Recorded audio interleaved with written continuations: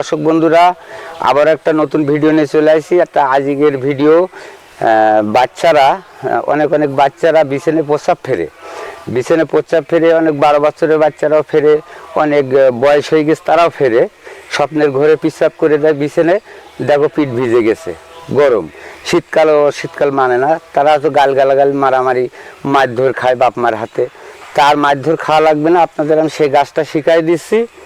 একটা লুয়ার মাদুলি কিনবেন, কিনে শনি মঙ্গলবার যদি শনিবারে মাদুলিটা করেন, তাহলে আপনার শুক্রবারে 3টে ঝুনাকি ধরে রাখতে হবে, ঝুনাকি পোকা, 3টে ঝুনাকি পোকা ধরে রাখতে হবে।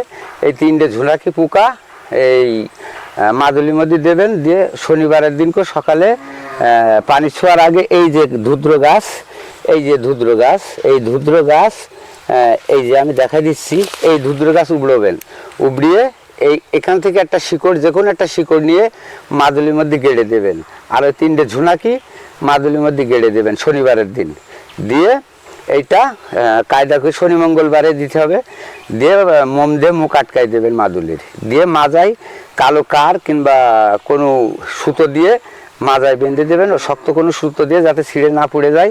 বিছানে পিচ্ছা ফিরা 3-4 দিনের মধ্যে সেরে যাবে ইনশাল্লাহ, আল্লাহর রহমতে।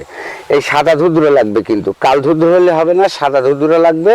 এই ধুদ্র শিকড়ে 1 কর পরিমাণ কাটবেন, আর 3টে ঝুনাকি, এই যে গাছ আমি আবারও দেখিয়ে দিচ্ছি, এই দেখেন ধুদ্র গাছ, এই কেবল ফলে এসে এই ধুদ্র গাছ আপনারা ম্যানেজ করবেন।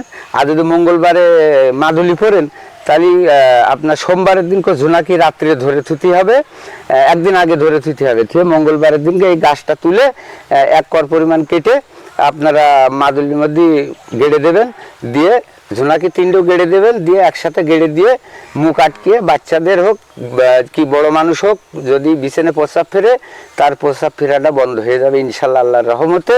তা সবাই ভালো থাকেন, সুস্থ থাকেন। আজকের এই পর্যন্তই, আবার অন্য কোনো ভিডিও দেখা হবে। খুদা হাফেজ।